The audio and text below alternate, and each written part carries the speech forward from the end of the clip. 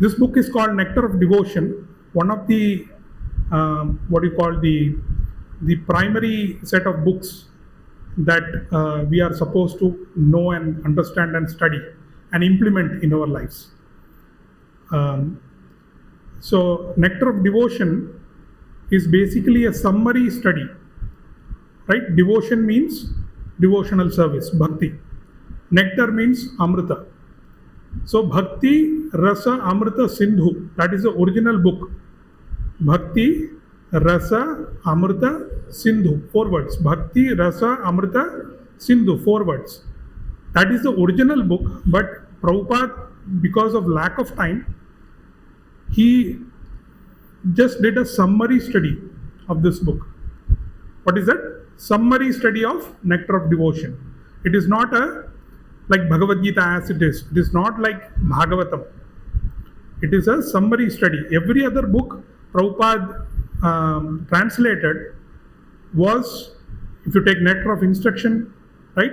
Ishopanishad, Bhagavad Gita as it is, Bhagavatam, everything else except Krishna book and Nectar of Devotion, everything else is translation, shloka, translation, word by word, purport.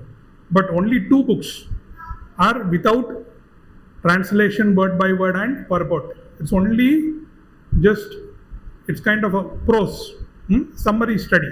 One is Nectar of Devotion, the second one is Krishna book. We all know Krishna book. And Prabhupada also said these 2 books, we say that Prabhupada's books will be the law books for next 10,000 years. How many of you heard like that? Prabhupada's books will be the golden or the law books for next 10,000 years. But do you know what Prabhupada said about his books? Which are the law books within his set of books? He wrote 80 odd books, right? Which books are the ones that are law books according to Prabhupada? One is Nectar of Devotion and one is Krishna book. Krishna book and Nectar of Devotion is the law book for pure devotional service. That means we can lose Bhagavatam, we can lose Bhagavad Gita as it is. Those are heavy books. We can lose Ishopanishad because it is too small. We can lose Nectar of Instruction because it is also small like Ishopanishad. But this is somewhere in the middle, Krishna book and Nectar of Devotion. Not because it is in the middle, it is going to be the law books. But Prabhupada said these 2 are the law books in my set of books. You can go and read in Leelamrita, Prabhupada Leelamrita. It says Nectar of Devotion. Prabhupada even planned how many pages he is going to write.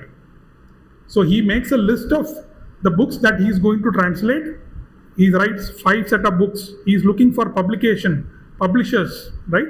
In Leelamrita you will find the story how Nectar of Devotion came, what year it came. 1968 he started writing. In the second half of 1968 he started writing Nectar of Devotion, which is actually Bhakti Rasamrita Sindhu. That is a book compiled by, who compiled it? Rupa Goswami. Who is Rupa Goswami? Shat Goswami. To be another way, is one of the principal disciples of Sri Chaitanya Mahaprabhu. Shat Goswamis were principal disciples of Sri Chaitanya Mahaprabhu, and Rupa Goswami was foremost. He was younger than Sanatan Goswami, his older brother, but he was the foremost in the 6 Goswamis in terms of literature, authorship. So he wrote this book, he composed this book. And Bhakti Siddhanta, who is the guru, spiritual master of Srila Prabhupada, he wrote an extensive commentary on Bhakti Rasamrita Sindhu.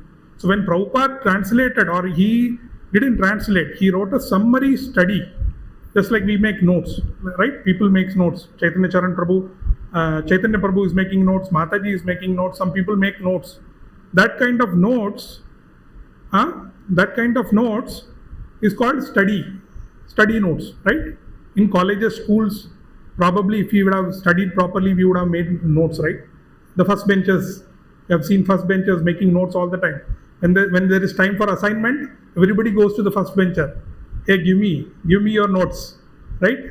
And even smaller schools, what we used to do, when we are absent in the school, we'll call our best friend and say, hey, did you go to school today? Give me your notebook. I want to write all the periods that happened. What notes did you write? Right? So notes. This is summary study of Srila Prabhupada.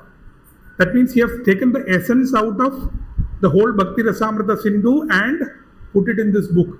If you try to translate the whole Bhakti Rasamrita Sindhu, now there is a project happening in the Shastrik ISKCON Shastrik study circle. They are translating the original Bhakti Rasamrita Sindhu, and it is going to be, I think, 5 volumes of books like that. Like Bhagavatam is how many volumes? We have 18 volumes. A smaller book is 44 volumes. Bhagavad Gita is 1 volume.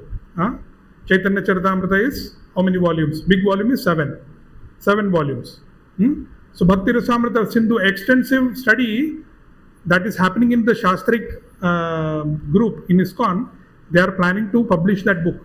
It is going to be at least 4 volumes. So this is kind of a handbook. Prabhupada's notes. What is very important, when Prabhupada studied Bhakti Rasamrita Sindhu, based on the commentary of previous acharyas like Bhakti Siddhanta, whatever he wanted to communicate to the contemporary audience, that is what is written. You cannot show every shloka, every translation to the contemporary audience. So here what he has done is he has gone by topic wise. If you look at the contents of this book, it will be topic, hearing topic. What are the things in Bhakti Rasamrita Sindhu about hearing? Remembering Krishna, hearing Krishna.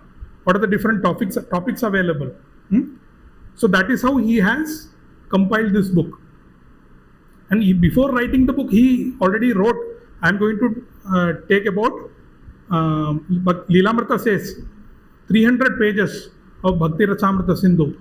Bhagavatam, how many pages? 1500 or something he writes. Or 3500, I don't remember exactly. Each book, the 5 principal books, Teachings of Lord Chaitanya. Teachings of Lord Chaitanya is basically Rupa Goswami getting the teachings from Chaitanya Mahaprabhu in Dashashwamedha Ghat in Prayag. In Chaitanya Mahaprabhu meets Rupa Goswami. Everybody knows Chaitanya Mahaprabhu. Who is Chaitanya Mahaprabhu? And principal disciple, I said, Rupa Goswami. And I'm talking 500 years back, those who don't know. So they met, Chaitanya Mahaprabhu met Rupa Goswami at Dashashwamedha Ghat at Prayag. And he gave Shiksha, it's called Chaitanya Shiksha. It took about 10 days to complete that Shiksha, that teaching to Rupa Goswami. And that is what is Teachings of Lord Chaitanya that Prabhupada wrote.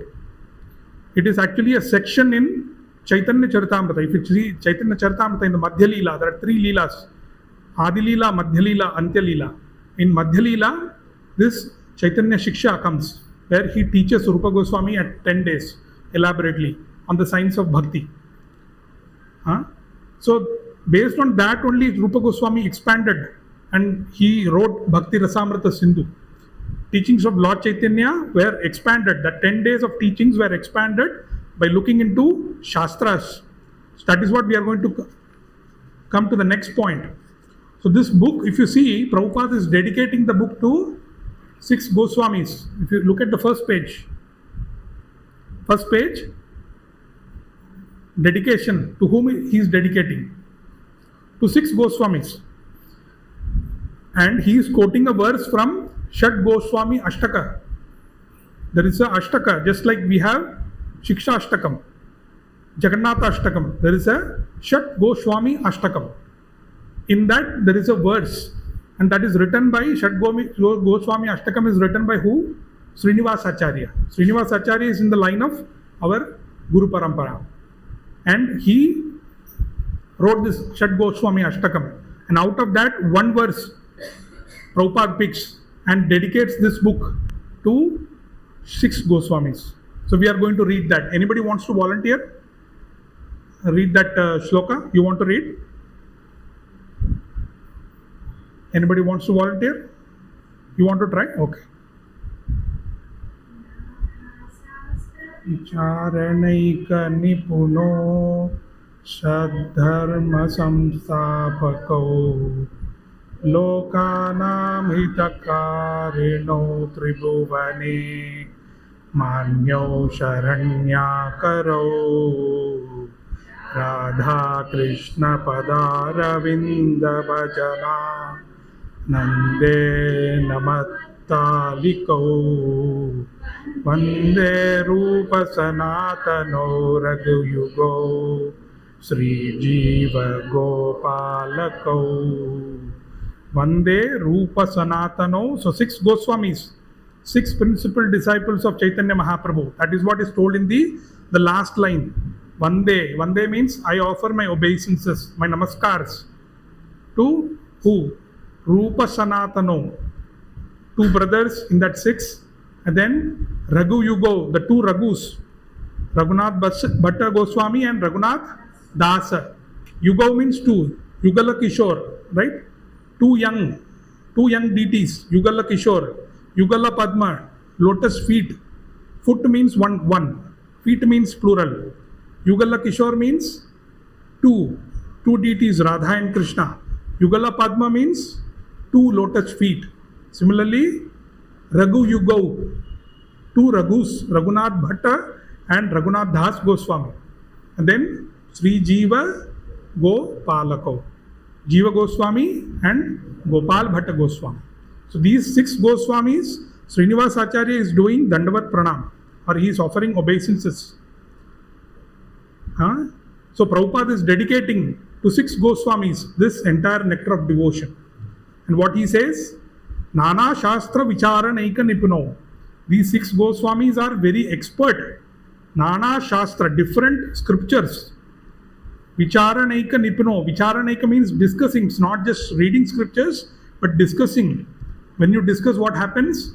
My way of grasping things and your way of grasping things and their way of grasping things may be different. Point of views, POVs. POV 1, POV 2, POV 3. So we have 6 POVs now. 6 POVs. 6 points of view. Nana Shastra Vichara Naika Nipino. So what happens when you discuss Shastras in the association of devotees? Your understanding solidifies like a crystal. Right? In chemistry lab we have seen crystals. We do some experiment and finally we see some crystal coming up. Right? How many have seen crystals? And then we have the gem called crystal. Nakli gem, original gem and all that. So when you discuss in the association of devotees, the bhakti topics gets churned. Right? Churning. How many have done churning? Making makhan, butter, making chas, making different things, right? Yogurt, making buttermilk. So it churns, it gets a taste. So when you discuss the topics of bhakti in the association of devotees, the understanding solidifies. The points of view, converge, just like a prism. The prism, the light comes, the different light comes, right? Different colors of light. And then at the other end, what happens? One single light goes away. The other way around also. One white light comes and you have the spectrum coming up in the other side of the prism. Similarly, the reverse also happens. When you have different colors merging and you have the combination configuration of that prism made, it goes out as a single beam of light. So when different devotees discuss, they come up with this solidified Shastra. That means the essence of the Shastras in different aspects is discussed and the essence is actually taken out, just like we churn it. So Nana Shastra Vichara Naika Nipuno, they are expert in doing this over long periods of time. Sat Dharma Samstapako. They, by doing this, what they did? Sat Dharma. Sat Dharma means eternal religion. Sat means that doesn't perish or doesn't get destroyed. Sat Dharma Samstapako. They established the Sarva Dharman. No, what is the Paritranaya Sadhunam Vinashaya Cha Duskritam Dharma Samsthapanarthaya, to re-establish the lost religion. That's what Krishna did. Right? He spoke Bhagavad Gita. Same thing they are doing. Sadharma Samsthapako, by churning in the association of devotees, by reconciling different points of view, and everybody is a scholar. So what comes out is pure bhakti, or the shastras that is relevant for bhakti. Lokanam hitakarano. Is it enough to just 4 or 5 scholars sit and discuss and write white papers, green papers, yellow papers? No papers is going to help. How many scientific journals have you read so far in your life so far? Probably I have read 3 journals, right? What is the point of having scholarship? Huh? It's only for a cream. Lokanam hitakarino, for common people. Lokanam, for the common population. Hita, the welfare. Karino, what is the point of discussing big shastras? Huh? There is something called, in the Sanskrit scholarly circle, they call Vidvat Sabha. Vidvat means those who are expert in shastras. And there is a Sabha. And all over India there is Sabha. Huh? I didn't come to know about such thing until I was like 45 years old. Such a thing exists. So what is the point of so many scholars discussing unless it is giving welfare to the common man? Huh? They are all interested in establishing their scholarship. I want this patent. In my name there is 1,000 patents. I filed for 1 patent long before. I don't remember what happened. But these kind of patents, they are interested. Google Scholar, what do you call something? They say, Google, how many publications you have done? Google Scholar publications. Big words they say. PhD level. It's not doing any welfare for the common. These ISRO people, these big scientists, what they do a lot of big things, and ultimately what we get is one cell phone with some data. For that they are struggling for 30 years, 40 years. And so much of public money is being used. 25% of the public money goes for these kind of projects, research and development. And ultimately, the guy in the hut, he gets what? 1 GB of data per day. And he is frustrated after that 1 GB is over. That is the hitakarino that these scholars do. But what Rupa Goswami do and these 6 Goswami do, Lokanam hitakarino. Tribhuvane, not just for people in this earthly realm, for all the demigods. The demigods come, the asuras come. From all over the universe, people come to hear scriptures. That is happening, the discussion is happening in the Vrindavan. It's Tribhuvana. And in fact, Tribhuvana, another meaning of Tribhuvana is not just 3 planetary systems. It's 3 realms of reality. What are the 3 realms of reality? Spiritual world, material world, and Brahman effulgence. So that means Tribhuvane means the spirit souls that are there in all the 3 realms, the realms of reality, including the material world. Material world is real, it is temporary. Spiritual world is real, it is eternal. Sat. And Brahman is also real and it is eternal. Material world is real. We are not mithya material world. We are real material world. And Tribhuvana means the devotees, the perfected devotees from Vaikuntha, from Goloka, they come and listen to these kind of discussions by Shat Goswamis. And Srila Prabhupada and Srinivasacharya is dedicating this book to such exalted people. Lokana mritakarino tribhuvane manyau sharanyakaro. They are worth of honoring.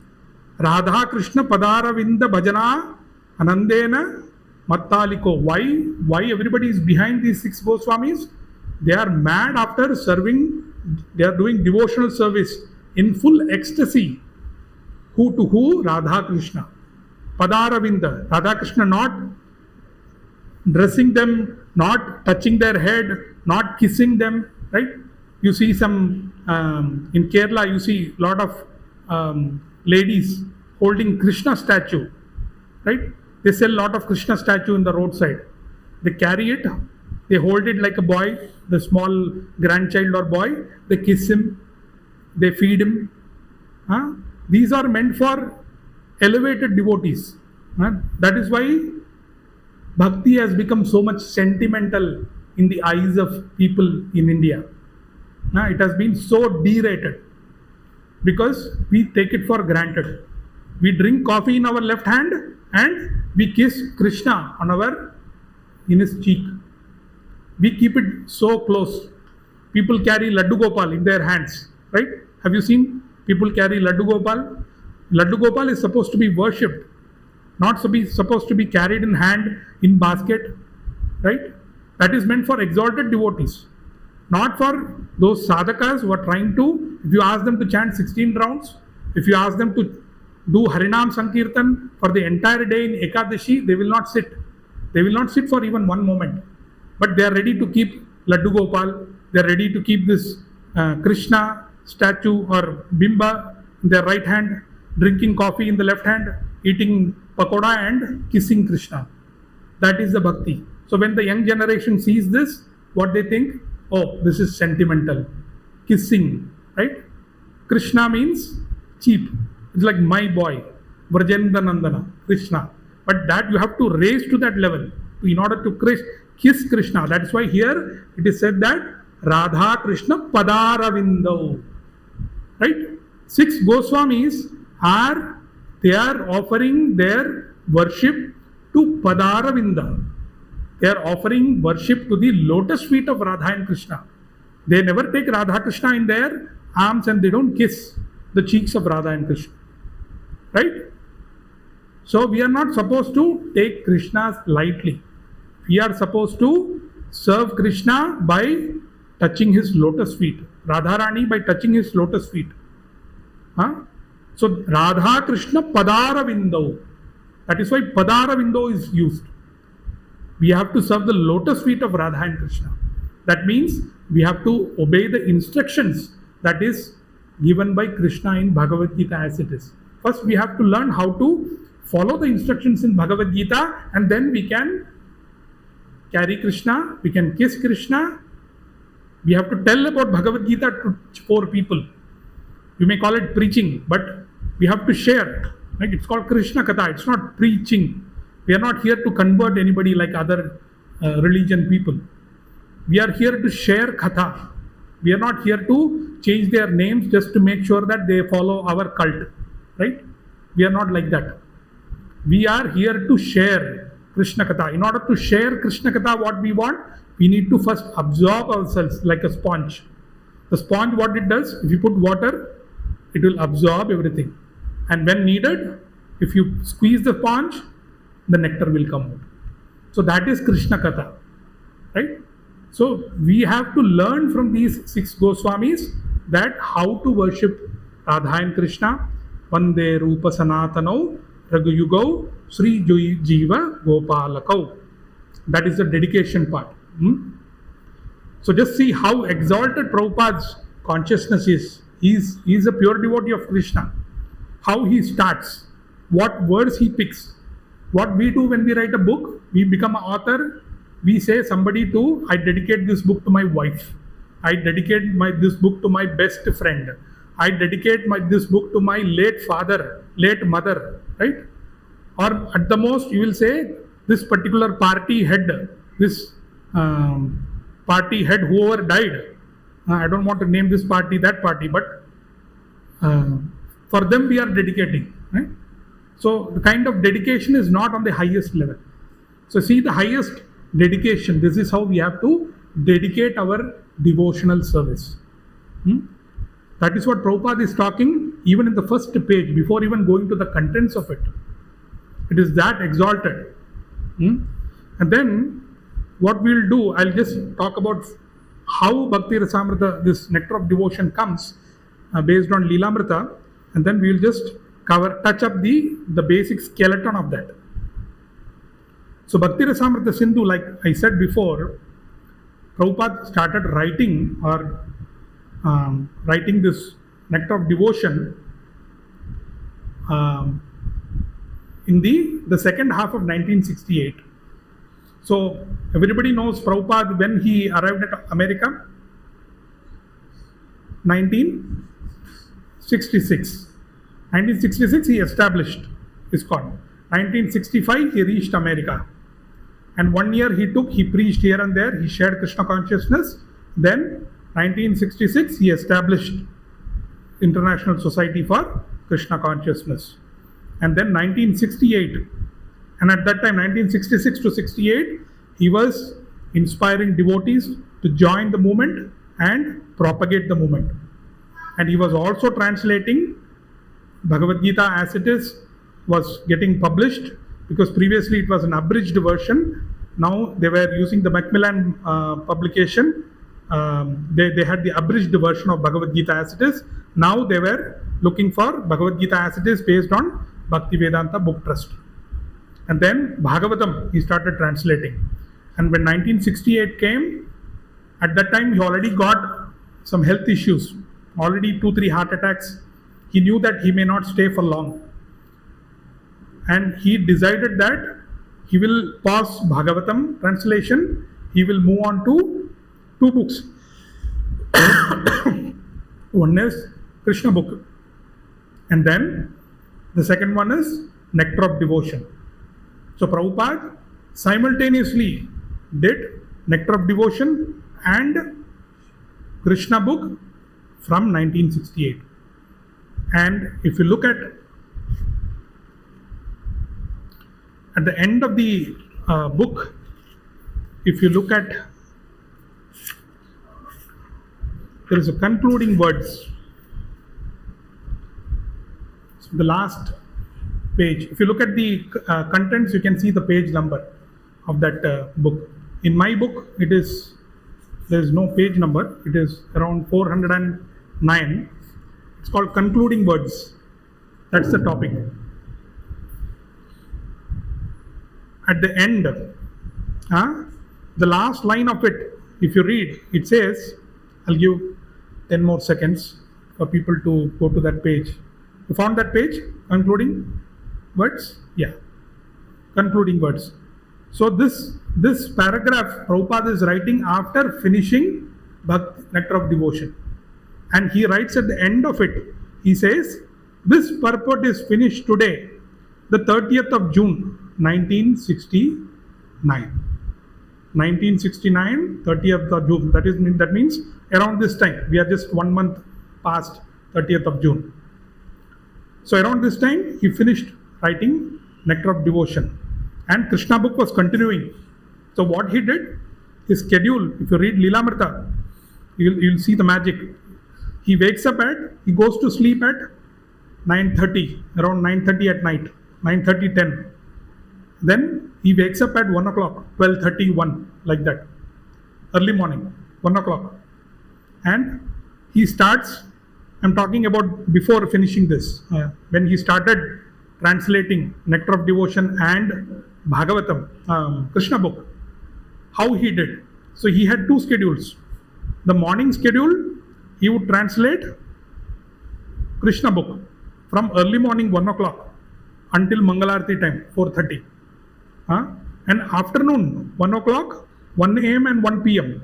So 1 a.m. was Krishna book translation, 1 a.m. till Mangalarti or that morning walk time, around 4.5, 5, 6 hours. He used to translate Krishna book. And then afternoon 1 p.m. till the evening meeting happens, he used to do Nectar of Devotion. And it took him about 1 year to complete. And he was in a hurry to finish this because he already had heart attack. And he already made a list of 5 books that he wanted to translate before he departed. So it is that important that Srila Prabhupada is pausing Bhagavatam. Nigamakalpa taror phalam galitam phalam shukamukhat trava samyutam. It is that ripened fruit he is pausing. And he is starting Nectar of Devotion and Krishna book. That means these 2 books, he himself said, these are the law books to be followed for the next many years. So law books according to the disciples of Prabhupada and the grand disciples of Prabhupada is all books of Prabhupada. But according to Prabhupada, the law books is Nectar of Devotion and Krishna book. That is why he even paused Bhagavatam and he started translating Nectar of Devotion. Because our movement is bhakti yoga, right? So if there is no teaching about bhakti rasa amrita sindhu, then we will be lost in Bhagavatam. Bhagavatam is filled with nectar of bhakti. But we can't find out, we can't understand the bhakti until we put the lens of nectar of devotion. Until we put the lens of those acharyas who have written commentaries on nectar of devotion. We have to put all those lenses and then sharpen it and see Bhagavatam. So it's kind of lens to read Srimad Bhagavatam. These are the two lenses, Sri Krishna book and nectar of devotion. So here he says 1969 he finished writing, and 1 a.m. and 1 p.m. 2 books he was translating, and first he finished translating nectar of devotion in 1969. So far clear? So anybody wants to summarize what we discussed so far? Anybody wants to summarize? Okay. So we'll move on to the last page of nectar of devotion. If you look at the contents, table of contents at the end, you'll read waves of the nectar of devotion. If you look at the contents, after the author, it says waves of nectar of devotion. We will not see this in vedabase.com. We can't see that. Huh? You all can see? Got those who have waves of nectar of devotion. So Bhakti, Rasa, Amrita, Sindhu, right? 4 parts. Bhakti means devotional service. Rasa means mellow. Rasa means rasa, taste. Amrita means nectar. Sindhu means ocean. Sindhu Mahasagar, right? Sindhu, ocean. So what is the Sindhu? It is Bhakti Rasa Amrita Sindhu. That is shortened as nectar of devotion. And what is this ocean? Chaitanya Mahaprabhu says in his Shikshashtakam, first prayer, what he says? Anandambudhi Vardhanam. That ocean which always is full and ever increasing in volume. Anandambudhi Vardhanam. Pratipadam Purna Aswadanam Param Vijayate Sri Krishna Sankirtan. So that ocean which is always filled and which is always rising beyond its capacity. That means so much happiness is there, so much nectar is there. And we are exactly on that point. So what we have the heading here, waves of nectar of devotion. So ocean means what we have? We have waves. We have shore, we have waves. And technically, when we see an ocean, we can probably only be in the only one side. For example, in our Trivandrum, we have the beaches, right? And we are next to the Arabian Sea. Or if you go to Kanyakumari, you can see Indian Ocean. So you are standing north of Indian Ocean. You are standing to the east of Arabian Sea. So we are standing on one end of the ocean. So there are how many sides are there? 4 sides are there. East, west, north, south. And if you do parikrama kind of thing, if you do parikrama, starting from east, right? East, Trivandrum, right? Bengal, Trivandrum, Ahmedabad or Mumbai, and then Delhi, right? Parikrama, east, south, west, north. East, south, west, north, right? So there are 4 shores to this ocean. Anandambudhi Vardhanam, 4 shores are there. And those 4 shores are eastern side, southern side, western side and northern side. So if you look at the book, it says eastern side. What is the name of that eastern side? Bhagavat Bhakti Veda. Bhagavat Bhakti Veda. That is the eastern side. And then southern side, what is it called? Samanya Bhagavat Bhakti Veda. Bhagavad Bhakti Rasa. Hmm? We will translate in English also. So, eastern side, Bhagavad Bhakti Bheda. What does the translation say? Varieties of devotional service. Bheda means variety. Bhagavad Bhakti means only one. There is no Shiva Bhakti, there is no Bhaj Dhatu. Yoginam api sarvesham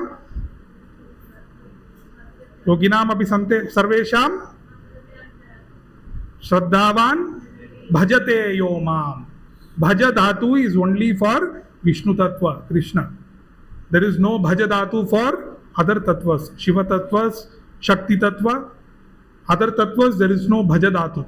Bhaja dhatu means by default it is for Krishna.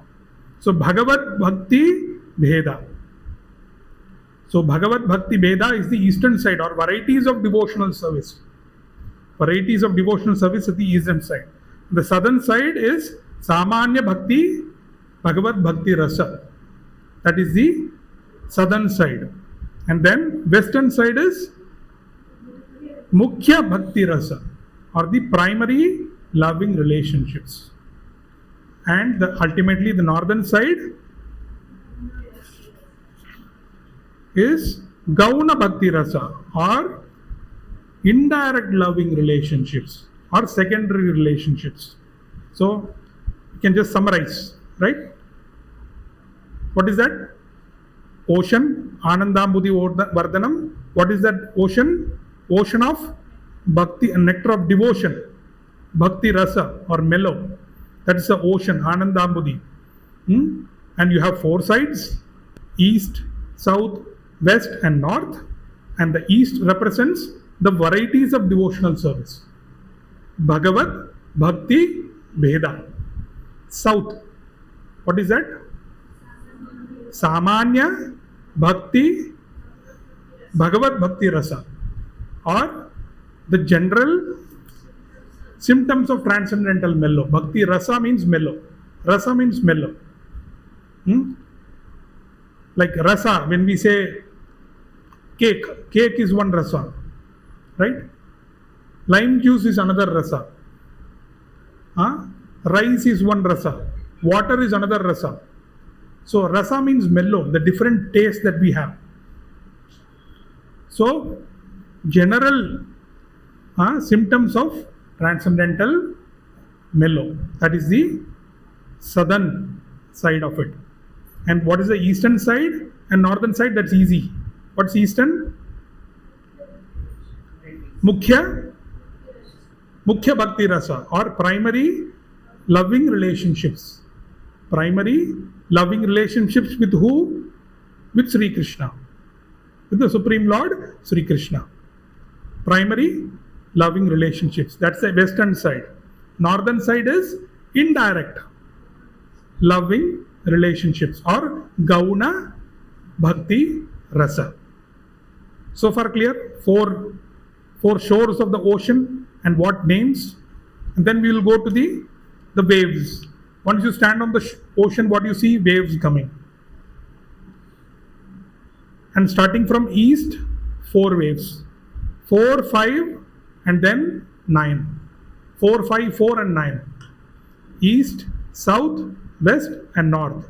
4, 5, 4 and 9. 4 waves, 5 waves, 4 waves, 9 waves. Now we'll see what are those waves. East side. What is that first wave? Devotional service in general. Samanya Bhakti. In general, what is devotional service? Definition of devotional service. I'm not asking, or the author is not asking people how to practice. They are just telling the what of it. Right? What does this mean? That is the devotional service in general. Samanya Bhakti. That is the first wave that you are seeing on the eastern side. And the second wave comes, and that is called Sadhana Bhakti. Once you know what is Bhakti mean, then you want to practice it. Unless we don't practice, there's no point reading these dry topics of philosophy. You want to practice. So sadhana bhakti or devotional service in practice. Like we practice MBBS, whatever MBBS degree or advocate we have become. We say we are practitioners of medicine or practitioners of law practitioners. We are practitioners of bhakti based on science of bhakti, which is Bhakti Rasamrita Sindhu or Nectar of Devotion. So that is why you will hear devotees talking about practicing devotees, practicing devotees. Where does that word come? Comes from second wave. Huh? What is that? Devotional service in practice. How to practice. The how to. First is what. What is devotional service? Then next is how to. And the third one, what happens? Ecstatic devotional service. Once you start practicing for a few years or few lifetimes, then the symptoms that you read in the theory start manifesting. It is not artificial. It is not our speculation that some symptoms are manifesting, but you will naturally feel those symptoms, which are the loving relationships in different degrees towards Krishna and Radha, or different moods of serving Radha and Krishna. So that is the third one, Bhava Bhakti. And the fourth one is ultimate, Prema Bhakti, which is devotional service in love of Godhead. Ecstatic devotional service and devotional service in love of Godhead. So Krishna Prema is the last wave, fourth wave in the eastern side. So far clear? How many more minutes we have? Another 10 minutes? 10 minutes. Will you finish this? Okay. Everybody with me so far? So revise. Eastern side, 4 things. What is eastern side? Samanya, Sadhana, Bhava, Prema. Samanya, Sadhana Bhakti, Samanya Bhakti, Sadhana Bhakti, Bhava Bhakti and Prema Bhakti. 4 waves are coming. We are standing on the eastern side. And those who are standing on the southern side, what kind of waves? Like I said, 4, 5, 4 and 9. Next is southern side, 5. What is that? Everything is symptoms, right? General symptoms of transcendental mellow, or in Sanskrit, Samanya Bhagavad Bhakti Rasa. General symptoms of, what symptoms? Like when you go to doctor, what does he say? He'll check, use his stethoscope. Nowadays, doctors don't use stethoscope. When I was very small, all doctors, whether you have big disease, small disease, medium disease, first thing what they do, they will take a stethoscope and you will feel very relaxed. Finally, the doctor treated me. Your 50% of disease goes away by the stethoscope itself. We're very happy. How many of you felt happiness when he places, especially at the back? It's so cooling. I feel that all my fever is gone. So he's trying to find out the symptoms. So that is the symptom here. General symptoms of transcendental mellow. The Bhakti Rasa, once we start doing the practice for a very long time, under the guidance of a devotee, pure devotee, hearing and chanting, what we experience symptoms of bhakti.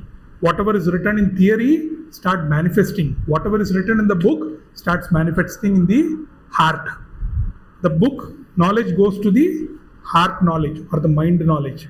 The intelligence becomes sharpened. How many of you sharpened with a blade, pencil? How many of you have done? Many of you have done. Nowadays they use cutter. Parka. Right?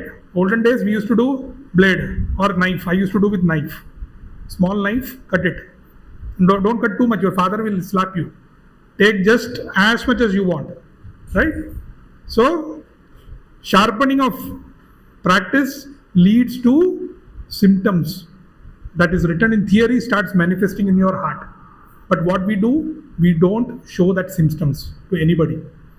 Prabhupada, who is a pure devotee, he never exhibited the symptoms like bhava. He never exhibited.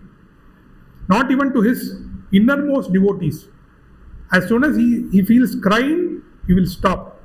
He will not cry, he will just sit quiet. That's it. He will not exhibit like some of the fake sadhus in Vrindavan or Mayapur or many places. They fake this bhava, right? In South India, you will see dancing with in Kerala culture that is there. They call Velichapadu. Have you heard about Velichapadu? Some of you, those of you from not from Kerala, you will not know. Velichapadu basically means one guy with a big sickle or with big sword. In every village, every temple will have one Velichapadu, and the god will enter inside him, and he will start dancing. On main festivals, everybody is there. That's how they attract disciples, or that's how they attract devotees to the temple. The more you dance vigorously, the more following you will get to the temple. These are called sentiments. We don't have place for sentiments. So even if we have some symptoms, we just hide it. Prabhupada hid. So who are we? Whatever we get is mostly mental speculation. Our lamentation is causing these kind of things to happen and feel like these are symptoms of bhakti. They are not symptoms of bhakti. We may be actually lamenting because my wife would have slapped at me at home. And I go before the Lord and I say, oh, I am crying. And the person next to me will see, oh, he's chanting, he's crying. Oh, he is a bhava stage. He doesn't know what happened at the house. Somebody got slapped. Or his children might have kicked him. And he could have got a, sprain. And people next to them will see, oh, he is like always bending down. He's not even getting up. He's so humble. He is having the ecstatic symptoms. So people misunderstand. And those who want to take advantage of this, they show more and more. They get money and following. Na dhanam, na janam. We don't want people, we don't want followers. We don't want money also. All we want is to satisfy our spiritual master and satisfy Radha and Krishna and Chaitanya Mahaprabhu. That is all we want. We don't want to be a show bottle for other people. So again, symptoms, general symptoms of transcendental mellow. We'll quickly go through 4, 5, 4 and 9. So 5, we are coming towards 5. So what is the first one? Vibhava or special ecstasy. And second one is Anubhava, bodily symptoms of ecstasy. Third one is Satvika Bhava or existential ecstasy. Fourth one is Vyabhichari Bhava or overwhelming ecstasy. Fifth one is Sthayi Bhava or continuous ecstasy.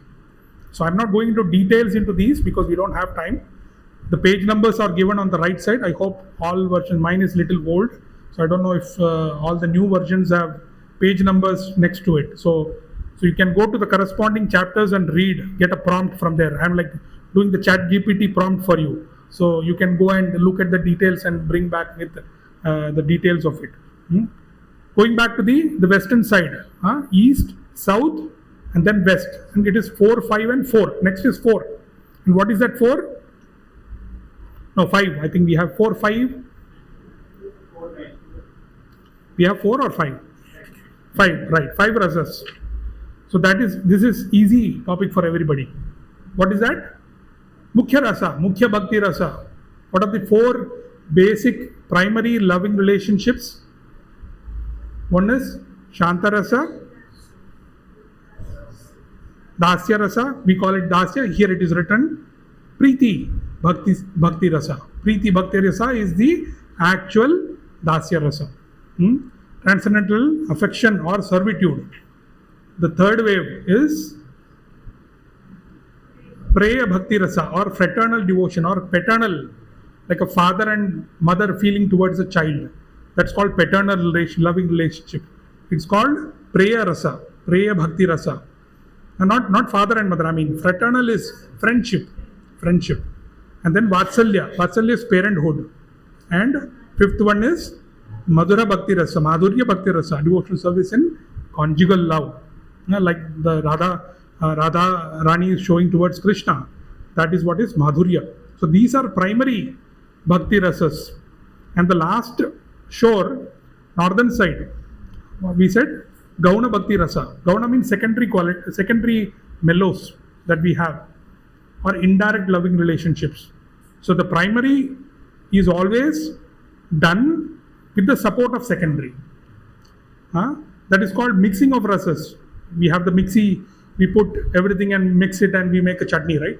So like that. So there we have 9 rasas. So what we have heard is indirect loving relationships. There are 7 rasas. Gauna Bhakti Rasa, 7 rasas, primary indirect relationships. Those include laughter, astonishment, chivalry, compassion, anger, and bhaya or dread, fear, right? And bibhatsa, ghastliness. Ghastliness means when you see a dead body. In my childhood, I have seen a dead body without a head, just a trunk, no hand, just from belly to head, no head. I mean belly to neck, no head. It was a ghastly. I still remember that. I saw probably 35 years back. I still remember that. So that's called ghastly. That's material ghastly. So this ghastliness is spiritual ghastliness. And if you want to read the examples, the page number is given. We can go and read that. And the last 2 rasas. So here we have 9. 4, 5, 5 and 9, right? So 7 of them are the primary indirect relationships. The first 5 are primary loving relationships. The second waves, the second shores, northern shores, 7 of them are called primary indirect relationships. They are not mixed. They are by themselves. They have existence. Like laughter has existence. Laughter, rasa. Astonishments. Like Krishna was astonished when the cowherd boys started. I was hearing in my in one lecture today. The cowherd boys were entering into the mouth of Aghasur, or the big serpent, and the whole cowherd boys were wondering in astonishment, what is this big mouth? They didn't know that it was a big serpent, Aghasur. They just saw that as a big cave that is built, and it is going all the way up to the clouds. And the whole cowherd boys entered the mouth of Aghasur. And the Krishna was also in astonishment. What are these cowherd boys doing? And what is this big cave-like thing? He was in astonishment. That is a secondary rasa. So like that we have 7 secondary rasas. And the last 2 are incompatible secondary rasas. The first 7 are compatible. The last 2 are incompatible. Incompatible means they are always mixed. They are spiritual, but they are mixed. So that is why we see rasa abhasa. The 9th wave is called rasa abhasa. Rasa abhasa, some people think it is like mixing of rasas, right? So it is not necessarily polluted in spiritual terms, because this is part of the rasa of Krishna. There is rasa abhasa, there is mixing of rasas. There is no contamination of rasas. Generally, when we see the altar in our temples, you should have separate altars for Chaitanya Mahaprabhu, separate altar for Radha Krishna or Krishna Balaram, and separate altar for Nrsimhadev. You cannot keep the same altar and put Chaitanya Mahaprabhu and Radha Krishna in the same altar. That will be rasa abhas. That is called rasa abhas. We are mixing rasas. The mood of Chaitanya Mahaprabhu and Nityananda Prabhu is different. The mood of Radha Krishna is different. So we give them a partition. That is how we worship. Nrsimhadev is totally different mood. You cannot put Nrsimhadev in Chaitanya Mahaprabhu's altar. You cannot put Nrsimhadev in Radha Krishna's altar. That will be rasa abhas. It's mixing of rasas. So what I am telling is don'ts. But this rasa abhas is spiritual. For Krishna's pleasure, this rasa is being mixed or churned. That is called rasa abhas. That is the 9th one. And there is 8th one, that is called Maitri Avira Sthiti. Maitri Vaira Sthiti, right? Compatible and incompatible mixing of mellows. Okay, anyway, these are technical terms. We don't have to get into all this, but at least we should know the skeleton of what is So what we saw so far, I am going to conclude. So first we saw to whom he dedicated, Srila Prabhupada, whom he dedicated this book? Six Goswamis. Why he dedicated? Because they are expert in Shastras. And they are the dear, always serving. They are always Radha Krishna Padam Anandena Mattaliko. Anandena, with full bliss. They are mad after serving or doing devotional service to Radha and Krishna's lotus feet. That is the dedication part. And then what we saw? We saw the history of Bhakti Rasamrita Sindhu, the nectar of devotion. And what is that? Law book of, as per Prabhupada, what are the two law books? Krishna book and Nectar of Devotion. Two law books. And when did he translate? Around what year? 1968, 69. 1 year he finished Nectar of Devotion. And the other interesting aspect is, after 1969, finishing this book, it was sent for publication. And by the time it got published and everything, it came in 1970, 71. And Prabhupada happened to go to Vrindavan with all his disciples. They were planning to construct Krishna Balaram temple. They were trying to buy a land in Vrindavan, Sri Vrindavan Dham. And Prabhupada took some of his disciples to Vrindavan, to his original Radha Damodar temple where he previously stayed. And he went there and he had his 20 odd disciples. And all the disciples were thinking, wow, I am getting a personal association of Srila Prabhupada in Vrindavan. Right? We are just 20 of us. At that time, Prabhupada had around 5,000 disciples. 1970, 71. 5,000 disciples. New York temple is flourishing. Los Angeles temple is flourishing. London is picking up. Australia is coming. They are getting foothold into Russia. They are entering Africa. They are entering all sorts of different parts of the world. And there are so many devotees of Prabhupada, direct disciples of Prabhupada. And these 20 disciples, they thought, it's written in Leelamrita, you can go and read. Very nice pastime. They are very happy and they are kind of,